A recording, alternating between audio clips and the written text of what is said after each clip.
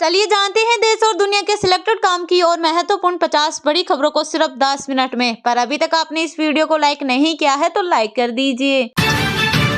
PM Modi ने गांधीनगर में vibrate Gujarat summit के 10वें एडिशन का किया उद्घाटन। इस दौरान उन्होंने कहा, भारत अगले 25 वर्षों के लक्ष्य पर काम कर रहा है। जब भारत अपनी आजादी के 100 वर्ष पूरे करेगा, तब तक हमने भारत को विकसित बनाने का लक्ष्य रखा है। अडानी 5 साल में 2 लाख करोड़ निवेश करेंगे। वहीं मुकेश अंबानी, पंकज पटेल और लक्ष्मी मित्तल समेत देश विदेश के कई दिग्गज कारोबारी समिट में हुए शामिल। सोनिया गांधी और मल्लिकार्जुन खड़गे रामलला के प्राण प्रतिष्ठा कार्यक्रम में नहीं होंगे शामिल। कहा, भाजपा और आरएसएस ने राजनीतिक फायदे के लिए इसे इवेंट बनाया। महाराष्ट्र में एकनाथ शिंदे ही मुख्यमंत्री बने रहेंगे। विधानसभा स्पीकर राहुल नार्वेकर ने उनके समेत गुट के 16 विधायकों को अयोग्य करार देने से कर दिया मना। अमेरिकी की प्राइवेट कंपनी बोली, चांद पर नहीं उतरेगा हमारा स्पेसक्राफ्ट। फ्यूल लीक होने के बाद लैंडिंग असंभव। नासा का आर्टेमिस 2 मिशन 2026 तक टला। रामलला को सौंपा गया 2400 किलो का घंटा, 10 किलोमीटर तक जाएगी आवाज। कीमत जान चौंक जाएंगे। 500 राम भक्तों के साथ अयोध्या आए आदित्य मित्तल, मनोज रिसांग, प्रसाद मित्तल आदि पहुंचे। मणिपुर सरकार ने भारत जोड़ो न्याय यात्रा को दी मंजूरी। कहा, कानून एवं व्यवस्था को देखते हुए इसमें सीमित संख्या में ही लोग शामिल हो। अयोध्या में 22 जनवरी की वो कीमती 85 सेकंड जब खुलेंगे राम मंदिर के पट। बिहार के डॉक्टर RN सिंह यजमान निभाएंगे अहम भूमिका। आज 10 जिलों में बारिश होने का अलर्ट हुआ जारी। लखनऊ में आधी रात बूंदाबांदी, तेज हवाएं। 5 शहरों में कोल्ड डे, पूरे प्रदेश में घना कोहरा। मालदीव के पर्यटन विभाग ने भारत को बताया निकटतम पड़ोसी। कहा, ऐसा कुछ नहीं किया जाए जिससे संबंधों पर हो नकारात्मक प्रभाव। लोकसभा चुनाव को लेकर भाजपा में प्रत्याशियों पर मंथन हुआ शुरू। 2% से कम जीत हार वाली 48 सीटों पर दिग्गज नेताओं को उतारेगी पार्टी। 102 साल से रामलला को पान खिला रहा चौरसिया परिवार, कर्फ्यू में भी पान पहुंचाया। रोज 51 पान का भोग, 5100 रुपए सैलरी। पाक बोला, दोबारा बालाकोट स्ट्राइक जैसा हमला न करे भारत। कहा, फिर लोकसभा चुनाव से पहले अटैक किया तो भारतीय विमानों को मार गिराएंगे। राजस्थान में सबसे कम दिन के मंत्री टीटी सीएम हीरालाल शेखावत। गहलोत बिना चुनाव जीते बने थे मुख्यमंत्री। एक मिनिस्टर को इलेक्शन के लिए नहीं मिली सीट। प्रधानमंत्री मोदी और यूएई स्थित डीपी वर्ल्ड के सीईओ ने की बैठक। भारत में संभावित निवेश योजनाओं पर हुई चर्चा। निवेश पर डीपी वर्ल्ड के ग्रुप चेयरमैन सुल्तान अहमद बिन सुलेम ने कहा, हम भारत के लिए बहुत प्रतिबद्ध है। हमने लगभग $2.5 बिलियन का निवेश किया है और हम अगले 3 वर्षों में इन परियोजनाओं में और अधिक निवेश करने जा रहे हैं। कर्नाटक विधानसभा के सामने सामूहिक सुसाइड का क्या प्रयास। पुलिस की गिरफ्त में एक ही परिवार के 8 लोग, 3 बच्चे भी शामिल। बोले, हमें न्याय चाहिए। किसानों की समस्या को लेकर राज्यपाल से मिले भाजपा नेता। सिद्धारमैया सरकार के खिलाफ आंदोलन की दी चेतावनी। राज्य सरकार पर उदासीनता का आरोप। भारत जल्द ही टॉप 3 अर्थव्यवस्था में शामिल होगा, ये मोदी की गारंटी है। गुजरात वाइब्रेट समिट में बोले पीएम मोदी, भारत विश्व मित्र की भूमिका में आगे बढ़ रहा। इंडी गठबंधन में शामिल हो सकती है बीएसपी। मायावती को लेकर अखिलेश यादव ने दिए संकेत। चंद्रशेखर को भी दी जाएगी सीटें। जनसंख्या में वृद्धि के चलते मझौले और छोटे शहरों में घरों की मांग होगी तेज। देश में 2036 तक 6.4 करोड़ अतिरिक्त मकानों की होगी जरूरत। मणिपुर में अनधिकृत अप्रवासियों के खिलाफ सरकार के अभियान असंवैधानिक पाए गए तो दे देंगे इस्तीफा। मुख्यमंत्री एन बीरेन सिंह ने दिया बयान। मालदीव का टूरिज्म एसोसिएशन बोला, भारतीय हमारे भाई बहन इजी माई ट्रिप से यात्रा फिर शुरू कराने की अपील। कहा, हमारे रिश्ते राजनीति से परे। राम मंदिर में प्राण प्रतिष्ठा के दिन मेरे घर जन्मे लल्ला। डॉक्टरों से दंपति की डिमांड। 22 जनवरी को कराए डिलीवरी। मन चाहा सिजेरियन, कितना सेफ है। भाजपा ने लोकसभा चुनाव की तैयारियां की तेज। बुलाई बड़ी बैठक। संघ और भाजपा के पदाधिकारी होंगे शामिल। महामंत्री हितानंद शर्मा भी मौजूद रहेंगे। कर्नाटक की झांकी को शामिल नहीं करने पर सीएम सिद्धारमैया ने केंद्र सरकार पर साधा निशाना। बोले, यह 7 करोड़ कन्नडिगाओं का अपमान।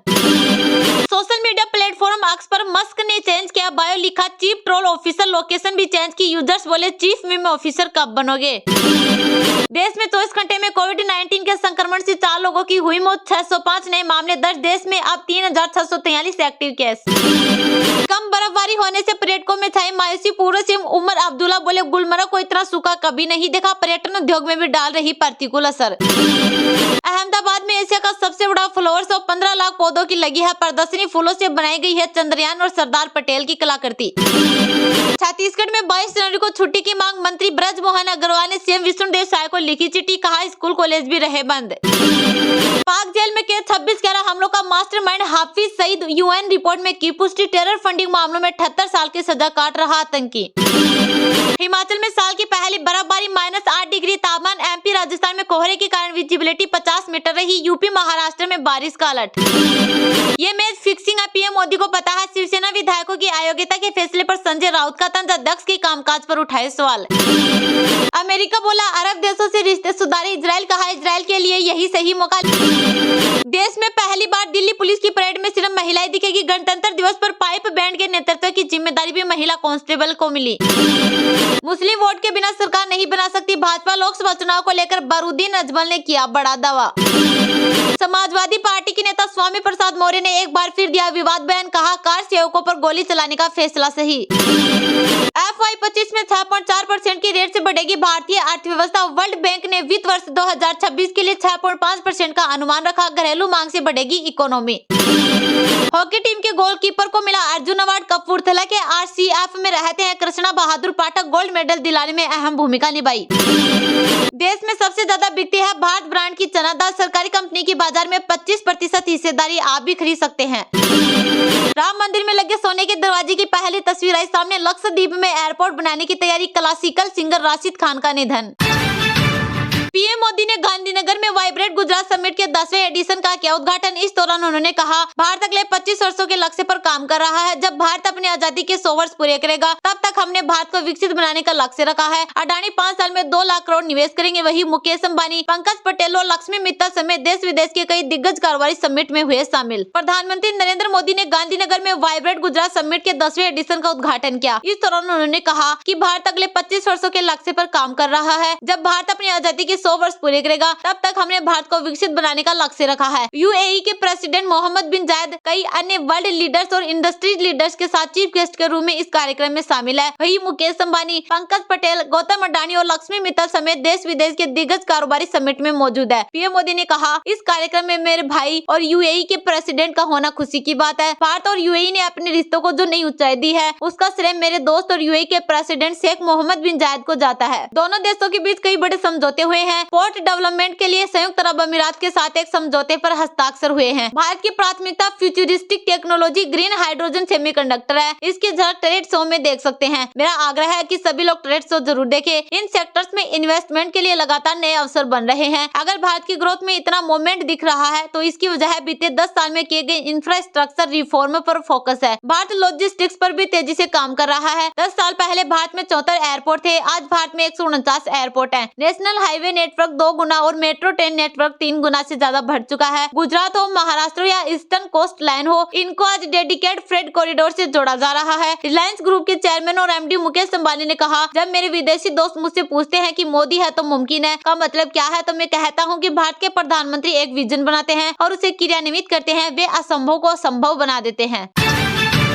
मणिपुर सरकार ने भारत जोड़ो न्याय यात्रा को दी मंजूरी। कहा कानून एवं व्यवस्था को देखते हुए इसमें सीमित संख्या में ही लोग शामिल हो। कांग्रेस की भारत जोड़ो न्याय यात्रा 14 जनवरी को मणिपुर के इम्फाल पूर्वी जिले से ही शुरू होगी। राज्य सरकार ने बुधवार शाम इसकी मंजूरी दे दी है। हालांकि जिला मजिस्ट्रेट के आदेश में कहा गया कि राज्य में कानून एवं व्यवस्था को देखते हुए इस यात्रा में सीमित संख्या में ही लोग शामिल हो। इसके साथ ही यात्रा में शामिल होने वालों की संख्या और उनके नाम मजिस्ट्रेट ऑफिस को पहले से देने होंगे। आदेश में आगे बताया गया कि इम्फाल पूर्वी जिले के SP ने एक रिपोर्ट सौंपी है, जिसमें कहा गया है कि भारत जोड़ो न्याय यात्रा के उद्घाटन समारोह के दौरान भारी भीड़ होने की उम्मीद है। राज्य में मौजूदा कानून एवं व्यवस्था की स्थिति को देखते हुए भारी भीड़ से समस्या पैदा हो सकती है। इसके अलावा इम्फाल पूर्वी जिले में धारा 144 भी लागू है। 8 दिन पहले कांग्रेस ने इम्फाल के हफ्ता कांजीबुंग मैदान से यात्रा को हरी झंडी दिखाने की अनुमति मांगी थी, लेकिन पहले सुरक्षा का हवाला देते हुए प्रशासन ने यात्रा की अनुमति नहीं दी थी। 10 जनवरी को राज्य के कांग्रेस चीफ केशव मेघचंद्रा ने सीएम एन बीरेन से मुलाकात की और उनसे इस यात्रा को इम्फाल के पैलेस ग्राउंड से शुरू करने की अनुमति देने की गुजारिश की। उन्होंने मीडिया को बताया कि मैंने मुख्यमंत्री से कहा कि हम इस यात्रा के दौरान कांग्रेस का झंडा नहीं फहराएंगे, न ही ये यात्रा राजनीतिक होगी। अब हम इस यात्रा को थौबल जिले में प्राइवेट प्रॉपर्टी से शुरू करने पर विचार कर रहे हैं।